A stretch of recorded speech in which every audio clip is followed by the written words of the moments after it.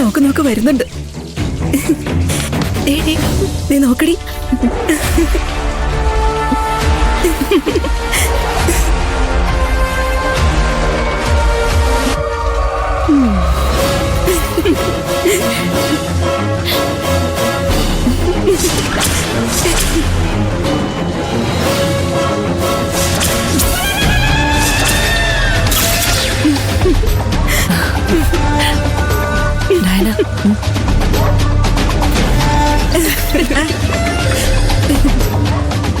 പാർവതി, നിങ്ങൾ എന്തിനാടി ക്യൂവിൽ നിർത്തിയിരിക്കുന്നത്?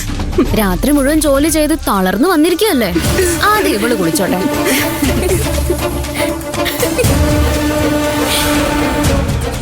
കണ്ടാ തന്നെ അറിയില്ലേ, ഇവള് നന്നായി തളർന്നിട്ടുണ്ട്.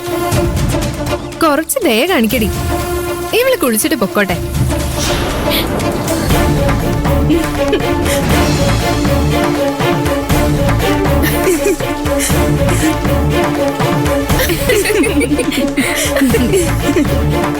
എന്താ പാറു, എന്താ ഉണ്ടായത്?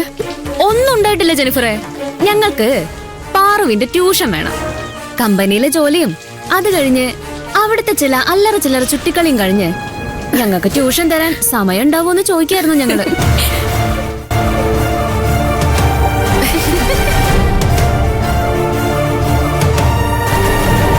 നിങ്ങൾക്ക് ട്യൂഷന്റെ ആവശ്യമുണ്ട്. അതിന് നിങ്ങൾ കാണേണ്ടതേ മര്യാദയും കൾച്ചറും പഠിപ്പിക്കുന്ന ഏതെങ്കിലും ട്യൂഷൻ ടീച്ചറെയാ.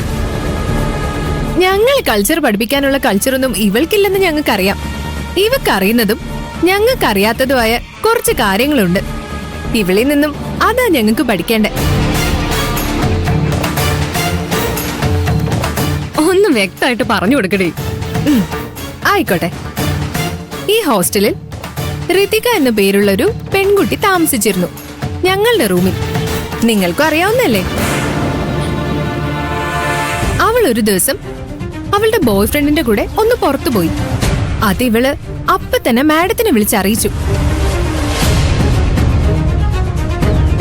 ഇവളുടെ കൂടെ നിങ്ങളും ഉണ്ടായിരുന്നു. ഋതികയെ മാഡം അപ്പൊ തന്നെ ഇവിടുന്ന് പുറത്താക്കി. അന്ന് മാഡത്തിന്റെ മുന്നില് ശീലാവധി കളിച്ച ഇവള് ഒപ്പിച്ചു വെച്ച പണി കണ്ടില്ലേ? ആർക്കും ഒരു സംശയം തോന്നാത്ത രീതിയില് ഒരു സെറ്റപ്പ് ഉണ്ടാക്കി വെച്ചിരിക്കുന്നു. ഇവിടെയല്ല, കമ്പനിയിൽ. കമ്പനി എന്ന് പറഞ്ഞ ഗോഡൌണില്. രാത്രി മുഴുവൻ അയാളോടൊപ്പം അവിടെ. എത്ര ബ്രില്യന്റ് ആയിട്ടാ ഇവൾ ഇങ്ങനെ ഒരു സെറ്റപ്പ് റെഡിയാക്കിയത്. ആ ബ്രില്യൻസ് ഞങ്ങൾക്കൊന്നുമില്ല. ഞങ്ങൾക്കൊന്ന് പഠിക്കണം. അത് പഠിപ്പിക്കാൻ ഇവളെക്കാൾ നല്ലൊരു ട്യൂഷൻ ടീച്ചറെ വേറെ കിട്ടാനും ഇല്ല. പക്ഷെ അവന്തിക, ഒരു കുഴപ്പമുണ്ടടി. എന്തു കുഴപ്പം? നമ്മള് ഋതികയൊക്കെ സിറ്റിയിൽ ജനിച്ചു വളർന്നവരല്ലേ. ഇവള് ജനിച്ചു വളർന്നത് ഏതോ ഒരു പട്ടിക്കാട്ടിൽ. ഇരു ചെവി അറിയാതെ ചുറ്റിക്കളി ഉണ്ടാക്കുന്നതേ ആ നാടിനൊരു രീതിയാ. സിറ്റിയിൽ ജനിച്ചു വളർന്ന നമുക്ക് അത് പഠിച്ചെടുക്കാൻ വലിയ പാടാ. അത് നിന്റെ വെറും തോന്നലാ ഡയാന. ഇവൾക്ക് ഈസിയായി നമ്മളെ പഠിപ്പിക്കാൻ കഴിയും. ഒരുപാട് എക്സ്പീരിയൻസ് ഉണ്ടല്ലോ ഇവിടെ അവിടെയൊക്കെ ആയിട്ട്.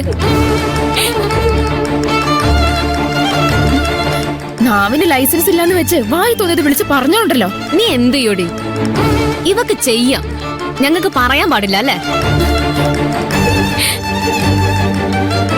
ഞാൻ ഇത്രയൊക്കെ പറഞ്ഞിട്ടും ഇവൾ ഒരു അക്ഷരം മിണ്ടില്ലല്ലോ. തെറ്റ് ചെയ്തവൾക്കേ കേട്ട് നിൽക്കാനേ കഴിയൂ.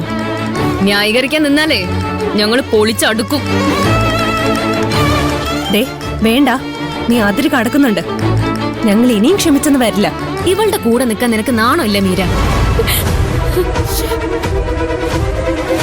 രാത്രി മുഴുവൻ ഒരുത്തന്റെ കൂടെ കഴിഞ്ഞിട്ട് അവന്റെ ഷർട്ട് ഇട്ട് ഇവിടെ വന്ന് കേറിട്ട് ഇവൾ ഇപ്പോഴും പരിശുദ്ധയാണെന്ന് നിങ്ങൾ വിശ്വസിക്കുന്നുണ്ടെങ്കിലേ, ഒരു ഉളുപ്പുമില്ലാതെ ഇവളുടെ കൂടെ നിങ്ങൾ നിൽക്കുന്നുണ്ടെങ്കില്, അങ്ങനെ ഒരു വൃത്തികേട് ചെയ്യാൻ ഇവളെ അനുഗ്രഹിച്ചയച്ചത് നിങ്ങൾ മൂന്നുപേരും ആന്നുള്ള കാര്യത്തിലെ ഒരു സംശയമില്ല. ഞങ്ങൾ അവസാനമായിട്ട് പറയാ ഡയാന, എല്ലില്ലാത്ത നാവ് വളച്ച് ഇനിയും തോന്നിവാസം പറഞ്ഞ നാവ് കൊണ്ടായിരിക്കില്ല, ദേ ഈ കൈ കൊണ്ടായിരിക്കും മറുപടി പറയാ. തല്ലാൻ കൈ ധരിക്കുന്നുണ്ടെങ്കിലേ ഇവളുടെ കർണത്തടിച്ച് ആ കൈത്തരിപ്പ് തീർക്ക്. അത്രയ്ക്കും വലിയ അഴുക്കാ ഈ നിൽക്കുന്ന സാധനം.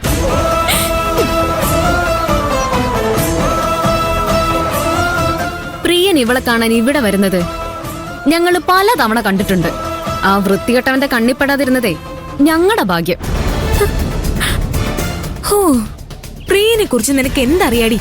എനിക്കൊന്നും അറിയില്ല. അവന്റെ കൂടെ ഒരു രാത്രി മുഴുവൻ കഴിഞ്ഞത് ഇവളല്ലേ? ഇവളോട് ചോദിച്ചു നോക്ക്. പാറു, പ്രിയൻ എങ്ങനെയാടി?